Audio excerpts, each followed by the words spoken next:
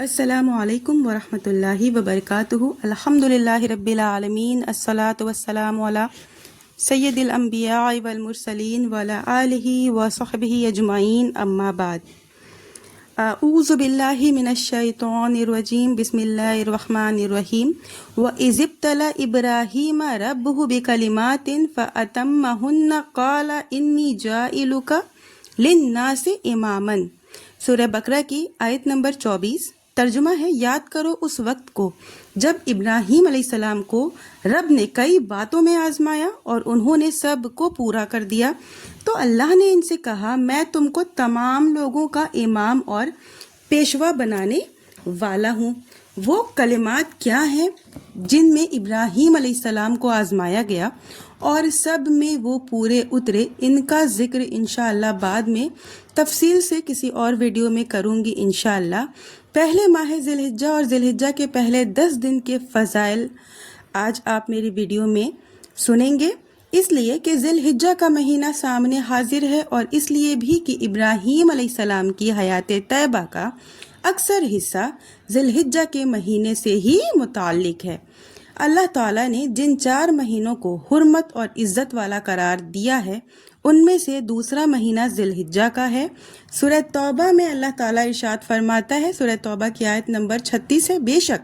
اللہ کے نزدیک مہینوں کی گنتی اللہ کی کتاب میں 12 مہینے اسی دن سے ہے جس دن اللہ تعالیٰ نے آسمان اور زمین کو پیدا کیا، ان میں 4 مہینے حرمت والے ہیں۔ وہ 4 مہینے کون سے ہیں؟ تو وہ ہیں ذی القعدہ، ذی الحجہ، محرم اور رجب۔ اللہ کے نبی صلی اللہ علیہ وسلم ایک حدیث میں بیان فرماتے ہیں، صحیح بخاری کی حدیث ہے، حدیث نمبر 1912 ہے، الفاظ ہے شہران لا ینقصان شہرن عید رمضان و ذو الحجہ، یعنی رمضان اور ذی الحجہ دونوں عید کے مہینے ہیں اور کوئی مہینہ کسی سے کم نہیں۔ امام بخاری رحمۃ اللہ علیہ اس حدیث کے مطلب ہیں، بتاتے ہوئے کہتے ہیں امام احمد بن حنبل رحمۃ اللہ علیہ نے کم نہ ہونے کا یہ مطلب بیان کیا ہے کہ دونوں مہینے 29 کے نہیں ہوں گے، یعنی ایک مہینہ اگر 29 کا ہوگا تو دوسرا 30 کا ہوگا۔ اور اسحاق بن راہویہ اس کا یہ مطلب بتاتے ہیں کہ ثواب اور فضیلت میں کوئی مہینہ دوسرے سے کم نہیں ہے، یعنی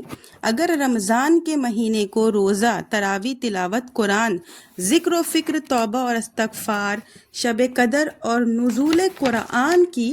وجہ سے فضیلت حاصل ہے، تو ذی الحجہ کے مہینے کو حج، عمرہ، طواف، مسلمانوں کے اجتماعی عظیم صدائے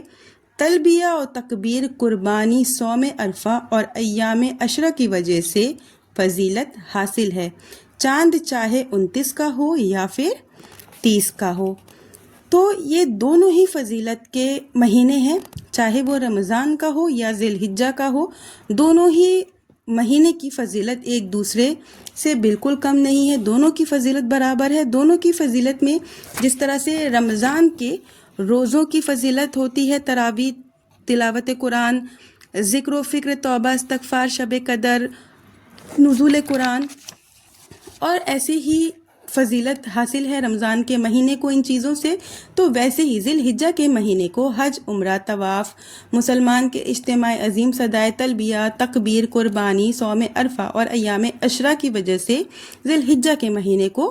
بھی اتنی ہی فضیلت حاصل ہے، چاند چاہے 29 کا ہو یا پھر 30 کا ہو۔ مہینہ شروع ہونے والا ہے، ویڈیو کو زیادہ سے زیادہ شیئر کریے تاکہ دوسرے لوگ بھی اس کی فضیلت کو سمجھ سکیں۔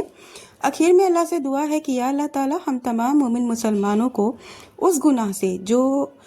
مغفرت دے، اس گناہ سے جو ہماری زبان سے نکلا یا جس کی طرف ہمارے قدم بڑھے یا جس سے ہم نے اپنے ہاتھوں سے کیا یا جسے ہم نے اپنی آنکھوں سے دیکھا یا جسے ہمارے کانوں نے سنا، یا اللہ ہمیں تمام نیکیوں ہمارے حصہ بنا، تمام نیکیوں میں ہمیں ہر برائی سے بچا، ہمارے آنے والے دنوں کو برکتوں اور سلامتیوں سے بھرپور کر دے۔ یا اللہ ہمیں کتاب و سنت کو سمجھنے، کتاب و سنت پر چلنے، اس پر عمل کرنے کی توفیق دے، آمین۔ یا اللہ جو بھی بھائی بہن بیمار ہیں اللہ انہیں شفا کاملہ عطا کر، آمین یا رب العالمین۔